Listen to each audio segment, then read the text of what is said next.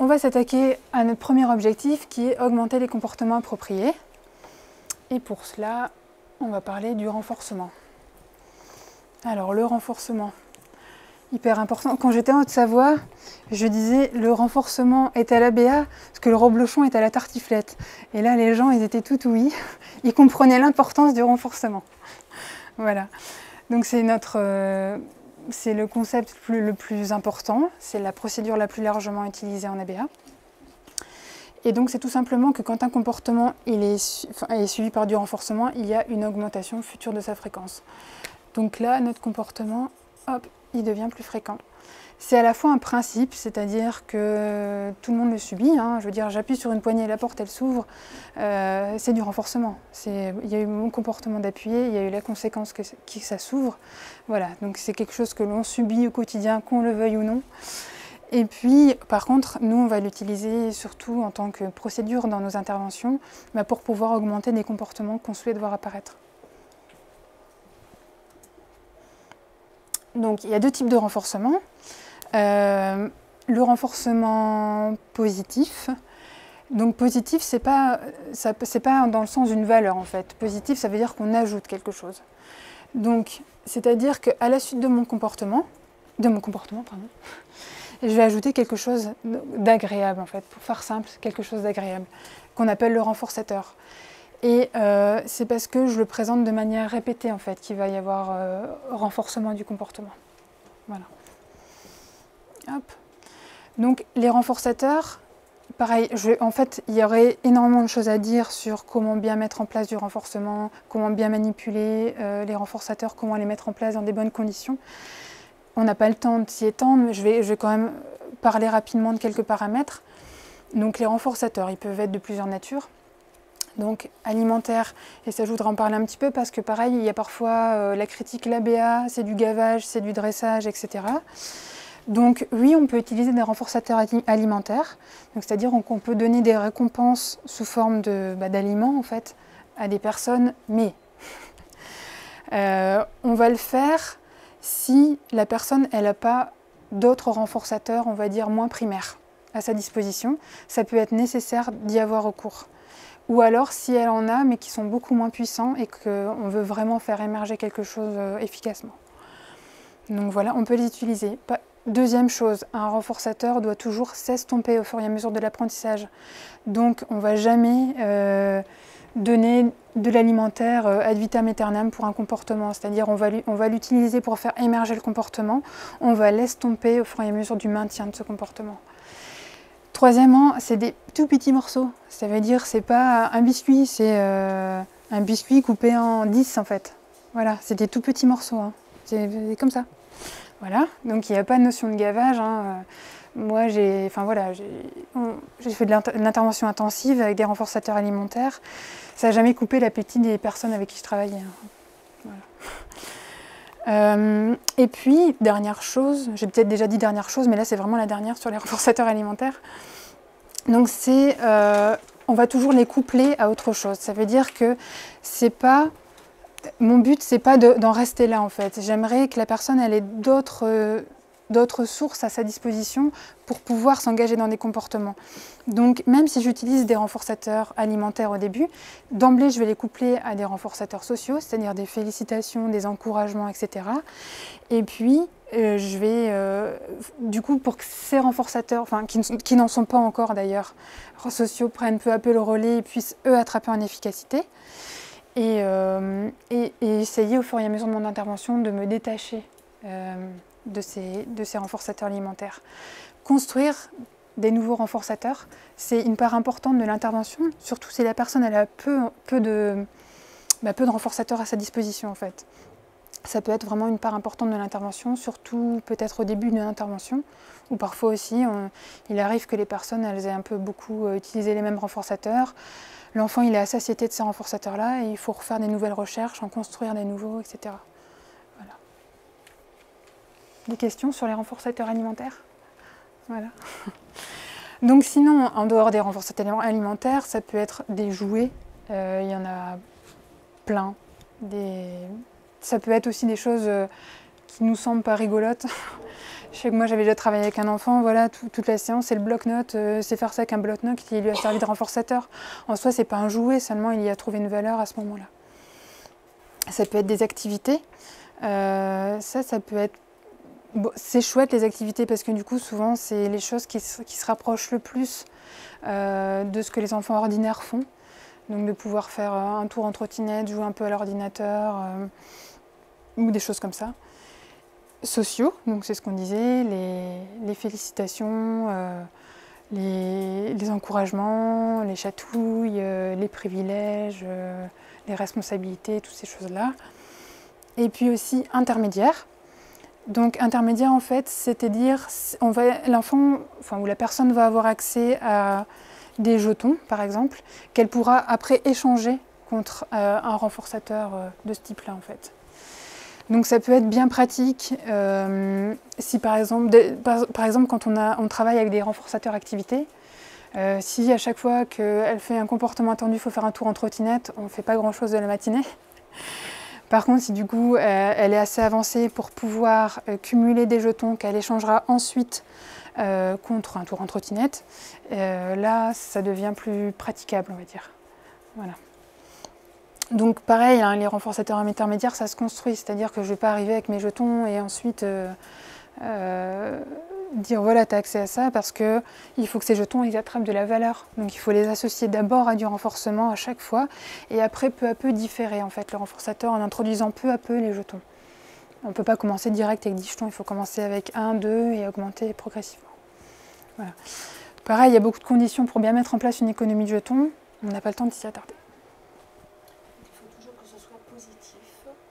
Parce que le petit garçon que je garde va à l'école en Suisse et lui, il a des smiles, des smiles rouges si le travail n'est pas bien fait. Donc, est-ce que c'est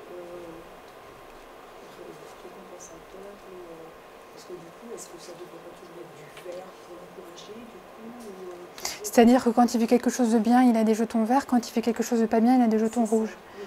Mais c'est-à-dire qu'il doit comptabiliser un certain nombre de verts pour avoir accès à quelque chose, ou comment ça fonctionne? C'est ça, oui. Mais du coup, là, donc il y a une partie de renforcement, mais il y a aussi une partie qui n'est pas du renforcement. Il y a plusieurs... en général, dans une économie de jetons, elle ne fait que donner des renforçateurs. On peut y associer parfois ce qu'on appelle le coût de la réponse, retirer des jetons si des choses sont mal faites, mais on est dans quelque chose de punitif, là, déjà. Le retrait de jetons, c'est de la punition, tout simplement. Donc là, sur le côté purement renforçateur, c'est seulement donner des jetons positifs. Voilà. Et ça ne fait pas Noël tous les jours, récompenser avec des jouets Comment? Ça ne fait pas Noël tous les jours, récompenser avec des jouets Alors, la diapo suivante va expliquer justement que ça s'estompe, même si j'en ai déjà un peu parlé. Donc oui, tout ça, c'est destiné à s'estomper. C'est destiné à devenir le plus naturel possible. C'est d'ailleurs... ouais, non, c'est pas écrit là. Donc oui, en fait, il faut surtout pas que les renforçateurs restent figés dans le temps. C'est-à-dire, une fois que des comportements émergent, il faut que ça s'estompe rapidement. Même une économie de jetons, à un moment, elle doit être mise en place peut-être pour avoir une amélioration, mais c'est un système qui est destiné à s'estomper. Toutes ces choses, en fait, qui sont construites, artificielles, pour aider à faire émerger des comportements, elles doivent toujours être pensées dès le début de l'intervention, comment je vais pouvoir estomper ça. C'est pas, même si le renforcement, il y a tellement de comportements à prendre, il va faire partie peut-être longtemps du processus d'apprentissage, il faut toujours avoir dans un coin de la tête que ce n'est pas quelque chose qui va rester indéfiniment. Même si la personne doit, au cours de sa journée, avoir accès à un certain nombre, comme n'importe lequel d'entre nous. Il faut bien qu'au cours de notre journée, on ait accès à des activités agréables, à des choses qu'on aime faire, etc. C'est juste avoir une vie intéressante, quoi. Mais en soi, des renforçateurs comme ça, un peu artificiels, ça doit toujours être pensé dès le début comment on va pouvoir les estomper. Et d'ailleurs, ça fait aussi partie des mauvaises applications de l'ABA. On dit oui, on a fait du renforcement et puis maintenant il ne veut plus rien faire s'il n'y a pas le renforçateur. Bah oui, mais c'est peut-être c'est sans doute qu'on a mal pensé l'intervention et qu'on n'a pas réussi à estomper quand il fallait en fait. Et c'est une préparation, il faut préparer l'enfant dès le départ en fait. Non, c'est-à-dire qu'au début, on va donner du renforcement systématique pour faire émerger le comportement. Et puis, dès qu'on a par nos mesures, quand on voit que le comportement il émerge de manière stable, enfin la personne émet le comportement de manière stable, eh ben, on va estomper, c'est-à-dire que peut-être on va lui donner 1 fois sur 3 après, ou peut-être moins, ou peut-être un moins fort. Et quand on aborde un autre comportement, donc il faut aussi renforcer avec un autre, oui, élément. Enfin, quand Dissocier, on ne donne pas toujours le même. Bah déjà, si, à mon avis, non, ça ne doit pas être forcément individualiser un comportement, sauf si parfois il peut y avoir, par exemple, ce comportement-là il est hyper important, on va réserver ce renforçateur super puissant que pour ce comportement. Ça peut exister. Par contre, les renforçateurs, comme je disais, ils doivent être suffisamment variés, parce que si on n'en a que 2 et que l'enfant il est à satiété au bout de 2 heures, eh ben, on n'a plus d'outils pour intervenir en fait. Enfin, si on ne peut plus le motiver, voilà. Donc ça, et je voulais dire autre chose.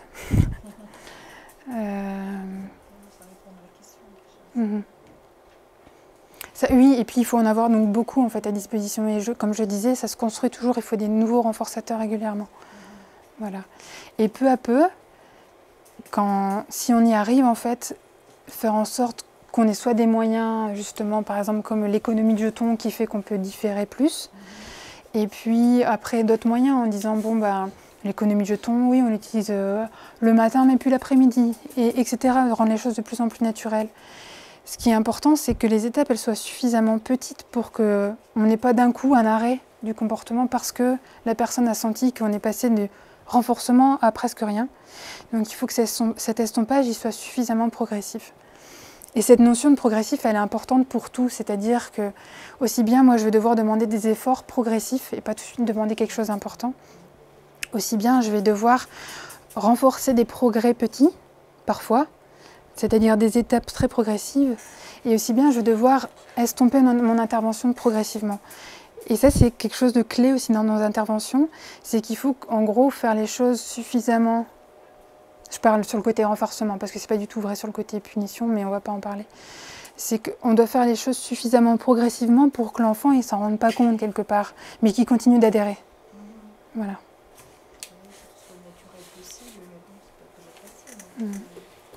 Sauf justement quand on introduit le renforcement, là ça doit être d'un coup, d'un seul et bien fort pour que l'enfant il comprenne que bah, maintenant on attend ça de toi et c'est très clair.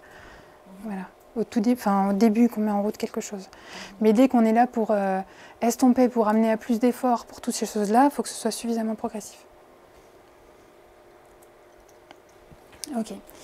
Et donc, comme je disais, les renforçateurs, ils sont plus ou moins naturels à la situation. Mais notre objectif, c'est toujours, si on peut avoir un renforçateur naturel, c'est mieux. Si on ne peut pas, on va penser à des choses moins naturelles. Mais si par exemple j'apprends à faire les lacets, le mieux c'est que derrière on aille dehors si l'enfant il aime aller dehors et pas que je lui donne un jouet qui n'a rien à voir avec le fait d'avoir fait les lacets. Donc ça quand c'est possible c'est le mieux. Hop.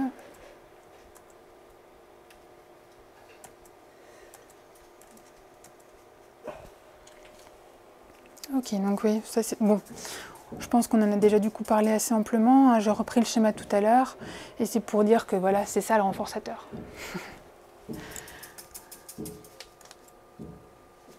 Hop. Alors, donc nos renforçateurs sont les éléments les plus importants de l'intervention et les personnes doivent avoir du choix. C'est très important cette notion de choix. Au début de l'intervention, donc on évalue les renforçateurs qu'on a déjà à disposition. Il existe des listes pour évaluer, soit par modalité sensorielle, soit par type d'activité, soit par exemple, il y en a une qui est disponible sur le site ABA SD Info. Dans les documents, il y a des listes de renforçateurs disponibles. Donc voilà, c'est important de les évaluer. Ensuite, quand on est en début d'intervention, on fait du pairing. Qu'est-ce que ça veut dire? Ça veut dire que moi j'arrive, je veux travailler avec la personne, mais seulement je suis rien pour elle pour l'instant. Je suis juste un stimulus de l'environnement qui n'a aucune valeur. Voilà. Et mon but, justement, c'est d'attraper une valeur positive pour cette personne. Avant de commencer à demander du travail, des consignes, etc., il faut d'abord que j'acquière une valeur positive pour la personne. Ça, c'est important, c'est ce qu'on appelle le pairing. Et donc, c'est-à-dire, très concrètement, au début d'une intervention, moi, je vais arriver, je vais être la bonne grand-mère. Je vais donner des choses, plein de trucs à l'enfant, comme ça. Et puis, peu à peu, en fait, c'est lui qui va venir à moi. Et ça va être un bon indice pour dire, ça y est, il est prêt à ce que je puisse commencer à demander des choses. Et pas le contraire, c'est pas moi qui vais aller à lui demander, lui machin. Il faut que, déjà, moi, j'acquière une valeur positive, en fait. Ça, mais il n'y a pas que nous, en fait, à pairer. Il y a aussi notre matériel, l'environnement de travail, etc. Donc tout ça doit être au début associé à des choses positives. Quand tout ça est en place, on peut commencer à travailler. C'est-à-dire commencer à demander des efforts. Voilà. Ce pairing, donc avec certaines personnes, c'est très rapide. Hein. Avec certains enfants, je sais pas, en 5 minutes, on est adopté, ils sont prêts à répondre à des choses. Avec d'autres, ça peut prendre des semaines, en fait. Et ça peut être compliqué pour eux d'entrer dans l'interaction, en fait. Voilà. C'est jamais fini le pairing, ça s'entretient toujours. C'est-à-dire que n'importe quelle séance que je commence avec un enfant, je la commence toujours avec 5 minutes de pairing qui me permettent aussi de tester mes renforçateurs pour la séance, qui me permettent d'établir le bon contact et ça y est, on est parti, de tester dans quelle disposition il est aujourd'hui, etc. Mais du coup, ça a plein de choses positives, ces 5 minutes de jeu au début de la séance qu'il faut garder. Enfin, je dis de jeu, mais ça dépend du niveau et de l'âge de la personne. Voilà. Donc les renforçateurs, comme je disais, ils sont destinés à s'estomper. Donc une fois qu'on a réussi à faire émerger nos comportements de manière stable, ensuite on passe à du renforcement intermittent. On renforce une fois sur 2, une fois sur 3, puis une fois tous les, etc. Il faut aussi, dans cette phase, que nos renforçateurs ils soient moins prévisibles. Ça veut dire je ne vais pas renforcer une fois je renforce, une fois je renforce pas, une fois je renforce, une fois je renforce pas. Sinon, on peut amener la personne juste à répondre les fois où elle sait que ça va, elle va apprendre à anticiper en fait quand ça arrive. Donc il faut qu'elle sache pas quand est-ce que ça va tomber. Donc ça c'est important, introduire de la variabilité. Et c'est globalement important en fait qu'on soit pas trop prévisible pour que nous on garde le contrôle sur le déroulement de la séance et pour que ce soit pas l'enfant qui prenne le contrôle sur le déroulement de la séance. Et ça c'est pas facile à acquérir dans le sens où d'abord un intervenant il doit s'approprier toutes les procédures à mettre en œuvre, mais dès qu'il maîtrise bien ça, ça va être important qu'il puisse être suffisamment imprévisible, on va dire, pour que ce soit lui qui garde le contrôle de la séance. Voilà. Hop. Oui. Après, d'être prévisible, ça peut être rassurant, ça peut amener un cadre stable et du coup aussi amener des comportements positifs. Et c'est vrai qu'on a tendance à vouloir faire des séances stables pour que l'enfant s'y retrouve. Et par exemple, le renforçateur par activité, c'est quand on le maintient 20 ans, ça peut être une valeur sûre pour avoir une bonne séance. Quand il y a un fin de cycle et je vois ce que tu veux dire. Et du coup, pourquoi pas le pérenniser ? En fait, le renforçateur, tu veux dire ? Parce qu'en fait, un renforçateur, c'est quelque chose qui n'est pas... s'il est naturel, c'est bien. Je veux dire, nos comportements, si on les aimait dans le quotidien, c'est qu'ils rencontrent du renforcement. Je veux dire, si moi, je fais certaines activités, c'est parce que j'y trouve un plaisir. Enfin voilà, il y a plein de choses, on les fait parce naturellement, on y trouve du renforcement. Donc l'idée c'est que si cette activité elle est on va dire naturelle dans le déroulement de la journée, tant mieux, c'est le but du truc. Le goûter à la fin de l'école, quand on sait que l'école est finie, on rentre chez soi, on peut goûter, c'est une façon de finir la journée qui est positive et qu'on garde tout le temps. Voilà, donc si par exemple on sait que ça c'est quelque chose, ça fait partie de la routine en fait, c'est installé et que c'est agréable pour la personne, c'est peut-être l'occasion de demander des choses plus difficiles juste avant parce qu'on sait que c'est proche et qu'elle fera l'effort. Mais un renforçateur qu'on amène comme ça, qui est pas très naturel, non, il n'est pas destiné à rester. Voilà.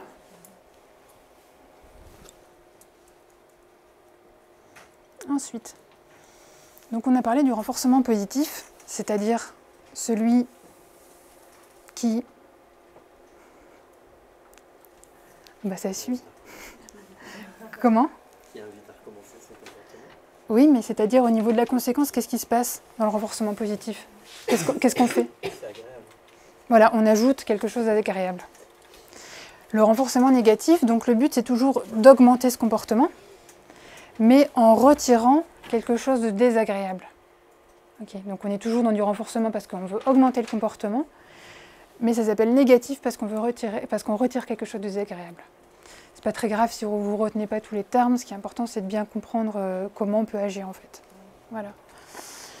Donc le comportement devient plus fréquent parce qu'on a retiré, par la suite, parce qu'on a retiré un stimulus désagréable. Par exemple, ce soir au menu des épinards. L'enfant il pleure pour ne pas les manger. Maman retire l'assiette. Donc, qu'est-ce qui se passe? Voilà, exactement. On a retiré quelque chose de désagréable, donc le comportement il va augmenter à l'avenir. Voilà. Oui, j'avais fait un beau truc, voilà. Mince. Okay. Voilà. Donc le renforcement négatif, il permet plusieurs choses. Donc déjà, d'analyser les comportements. Donc c'est-à-dire que, par exemple, maman qui achète un jouet pour que son enfant il arrête de se faire remarquer, on dit, bon, qu'est-ce qui se passe? L'enfant il pleure, maman elle achète le jouet, donc ça c'est pour l'enfant, on est dans quoi? Renforcement positif, négatif?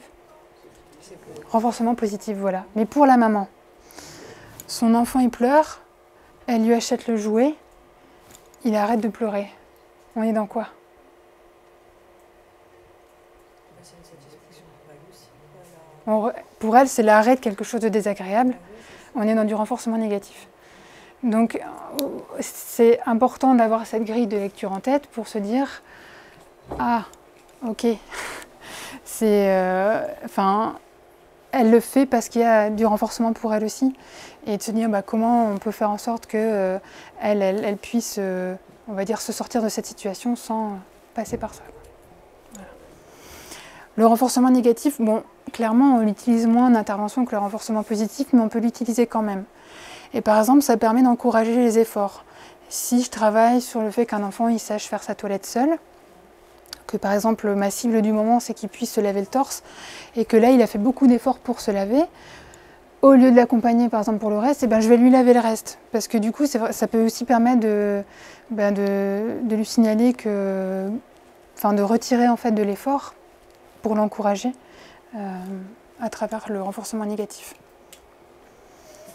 On peut l'utiliser pour beaucoup de choses. Hein. C'est un enfant, par exemple, on a prévu qu'il doit faire un certain nombre d'exercices, on voit qu'il y met beaucoup d'entrain, plus que d'habitude, etc. Du coup, on peut dire, ok, je t'en retire 2 à faire. Voilà, c'est vraiment encourager cet engagement dans l'activité. On peut aussi utiliser le renforcement négatif pour enseigner certains comportements. Par exemple, le non. On présente exprès des choses que la personne n'apprécie pas.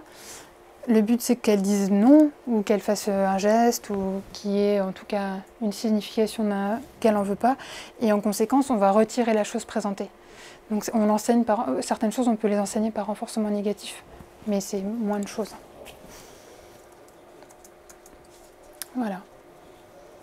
Hop. On a fini sur le renforcement. Est-ce qu'il y a des questions ?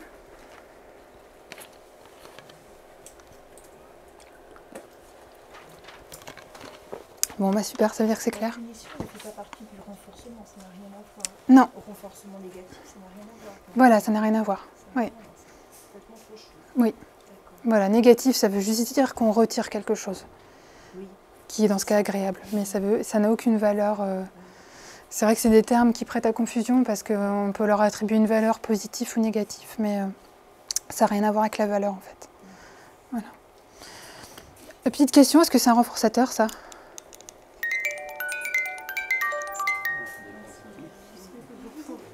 Comment ? Voilà, donc un renforçateur c'est individualisé. Autre chose, si par exemple, allez, ça peut plaire à l'enfant, est-ce que Est-ce que je sais que c'est un renforçateur? J'ai testé, oh bah il aime bien. Est-ce que c'est un renforçateur? Bah non, il n'a pas été mis dans une démarche d'apprentissage. Bravo, exactement. Un renforçateur, c'est jamais défini a priori. C'est-à-dire que si j'utilise, que même s'il aime bien, mais que je ne vois pas augmenter le comportement, ben ce ne sera pas un renforçateur, puisque la définition du renforçateur, c'est que ça fait augmenter le comportement par la suite. Je ne peux jamais le définir a priori. C'est seulement après avoir mis effectivement l'élève dans une démarche d'apprentissage que je peux vous dire oui ou non, c'en est un. Bon, voilà. Tout le monde n'est pas tombé dans le piège, c'est bien. Ensuite, donc le deuxième objectif, développer des nouveaux comportements. Comment s'y prend-on? Hop. Donc on vient de parler du renforcement, mais en fait le renforcement il peut avoir lieu si le comportement il est là. Mais si le comportement il n'est pas là, comment je fais pour le faire émerger? Donc il y a plusieurs techniques. Pour des comportements simples, et si la personne sait imiter, on peut passer par l'imitation. Les aides, donc qu'on appelle aussi guidance ou incitation, que je vais décrire. Le façonnement et le chaînage. Je les décris juste après. Alors, les guidances, que je vais décrire ce qu'on dit de la plus invasive à la moins invasive, donc la plus ou intrusive. Voilà. Ça permet forcément l'apparition de la réponse. Donc la guidance physique, c'est je vais tout simplement aider la personne physiquement à émettre le comportement. Si par exemple je veux... non, donne-moi ta main. Voilà. Je veux que Michel il apprenne à écrire et il ne sait pas le faire, et ben je vais le guider physiquement. Je sais pas le faire. Ouais. Voilà, avec la main droite en plus il ne sait pas le faire, c'est parfait. Donc voilà, c'est vraiment venir physiquement aider la personne. Voilà. Ensuite, je voulais juste vous dire tout ce que j'écris en fait. Après, quand je montrerai les vidéos des enfants, on prendra le temps de renommer et de montrer tout ça, à quoi ça correspond. La guidance visuelle, donc c'est tout simplement mettre des indices visuels dans l'environnement pour aider la personne. Donc par exemple, c'est sur un set de table, dessiner l'emplacement des assiettes, des couverts, du verre, pour que la personne elle puisse les mettre. Ça peut être aussi, je travaille, je sais pas, la reconnaissance d'images, et je lui dis montre l'assiette, justement, et c'est des images d'assiettes, de pain, de je sais pas quoi, je vais la mettre en avant, ou des choses comme ça. Donc ça c'est de la guidance visuelle. La guidance gestuelle, donc c'est des gestes qui vont diriger l'attention de l'enfant sur la réponse correcte à donner. Donc par exemple, sur mes images, au lieu d'en avancer une, je peux juste la pointer. Je peux aussi, quand je dis viens, faire ce signe avec. Quand je dis tourne-toi, faire ça. Enfin, c'est accompagner en fait notre langage de gestes qui vont donner un indice. La guidance gestuelle, en fait, on va dire, elle existe dans la vie. Elle n'est pas... Surtout, par exemple, à l'école maternelle, les instituts, elles l'utilisent beaucoup pour que les petits comprennent, par exemple, ce qu'il faut faire en rang 2 par 2, donnez-vous la main. Enfin, c'est des choses qui existent. Tout n'est pas forcément... C'est pareil, les indices visuels, je veux dire, le panneau toilette, les machins comme ça, tout n'est pas destiné à s'estomper, mais il y a aussi des choses qui sont destinées à l'être. Il y a aussi, au niveau de la guidance gestuelle, justement, il y a eu un moment... un homme qui a dit « Moi, mon cheval, il sait compter ». Tout le monde fait « Ah ». Et donc, tout le monde est venu voir. Et puis, il lui disait, par exemple, 2 plus 6. Et puis, le cheval, il faisait ses 8 coups de sabot. Et puis, il faisait « Ah, vous voyez, il sait compter ». Et en fait, ce qui se passe... Et donc, il y en a un qui fait « Mais non, en fait, il ne sait pas compter. C'est juste que tu lui regardes compter. Et quand pour toi, c'est le bon résultat, tu relèves la tête. » Et du coup, lui, c'est l'indice pour arrêter de taper le sabot. Il a compris ça, en fait, tout simplement. Et donc, c'est pour dire que parfois, les personnes, elles se reposent sur des aides qu'on peut ne pas voir.